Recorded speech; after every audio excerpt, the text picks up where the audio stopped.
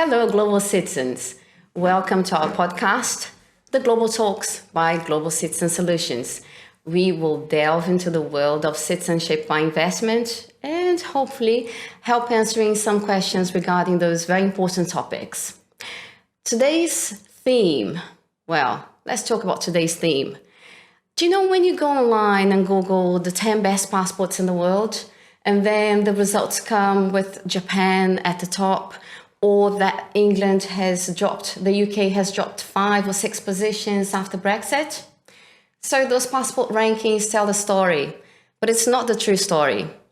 Actually, it's not the full story, because there are many different walks of life, and sometimes people look for a passport and want to know about the ranking, but because they move into a new country, or because they want to retire in a different place, or simply to understand quality of life in a different nation. So, Global Citizen Solutions created their own Global Passport Index, and today I have here Manuel Garrido, who is known by NECA. Hi, He's the marketing director of Global Citizen Solutions. NECA, tell me, what was the need? Why Global Citizen Solutions created its own enhanced version of a passport index? As you said, since we started the company, a lot of our clients, they started to, this passport index, they have been around for a while, at least 10 years. And a lot of clients, they actually came to us and asking, because they're looking for a citizenship by investment program. So it's actually a new citizenship. So you're getting a new passport. So how powerful is this passport? And the concept behind all these rankings used to be, of course, how many countries you could travel with without needing a visa. So that's how powerful passport is. If you're looking for a citizenship, actually, this is not the whole story. That this is not what you're looking for, just to get a passport for traveling around. Some people are actually looking for a passport to maybe just live in the country, to retire, or to invest in that country, because as a citizenship, you can have like certain benefits while as investor.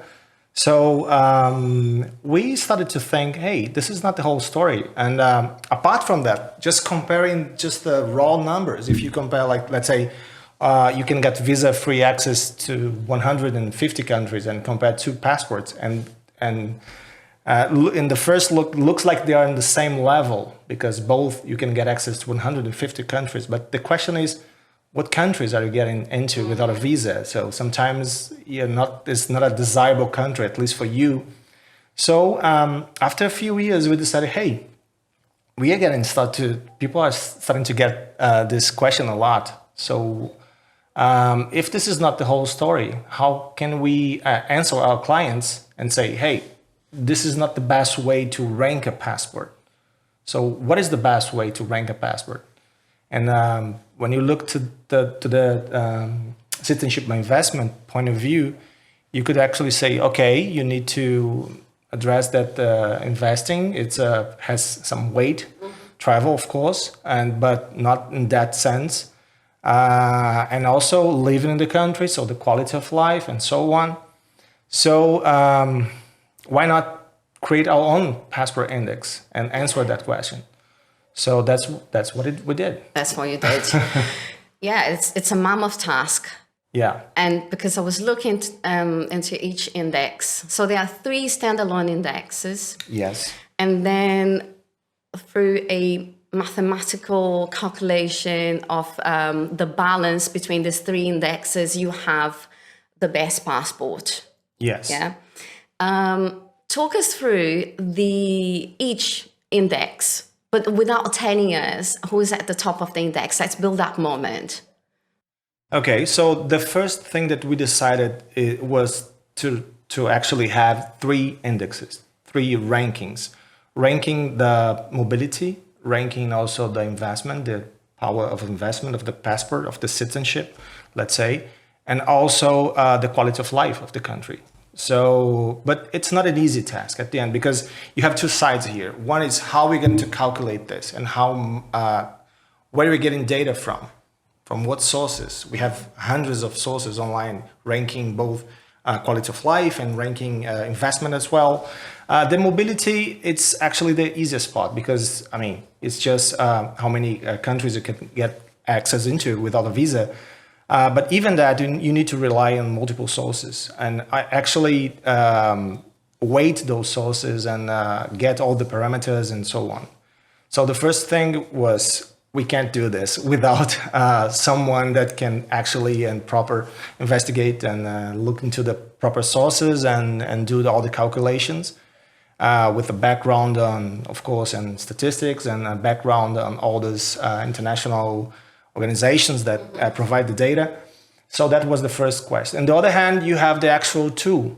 How are you going to display the actual information at the end and make this available to our clients and online for free on the internet, so can everyone could rank the passport, compare, and do so on. So we had two main tasks on our hands.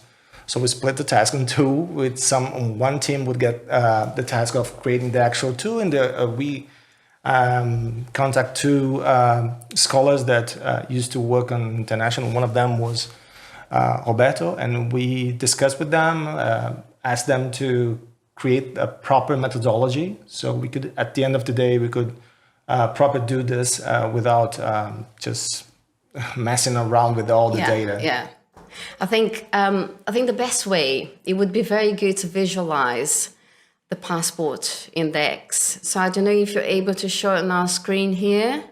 Sure.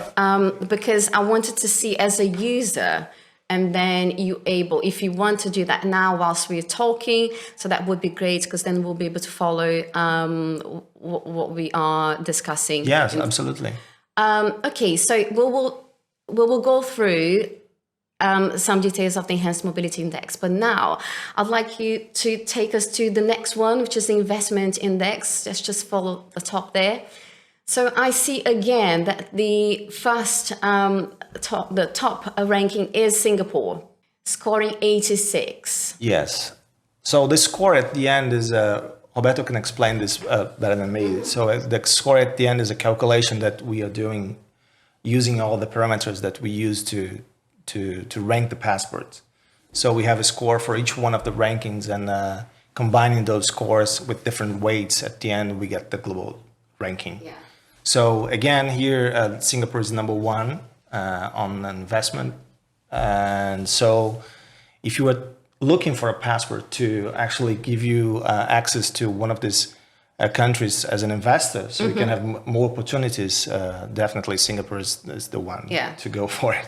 Opportunities, it could be also tax benefits and so on. Okay, so we will go through that with Roberto later. So let's go to quality of life. So the top is Sweden, then comes Finland, Denmark, then Canada. Yeah, so completely unsurprisingly. different. A lot of different countries here. If you compare to the investment index, there are a lot of Asian countries here. The US is here, is also from Middle East. But on quality of life, then you have a lot of countries from Europe, and especially the Sweden and Finland and Denmark are here. It's very interesting. It's got a very good variety, and it seems to be a helpful tool for people deciding to research about citizenship by investment for any different reasons. Now, I'd like to announce the hottest passport according to the Global Passport Index. If you go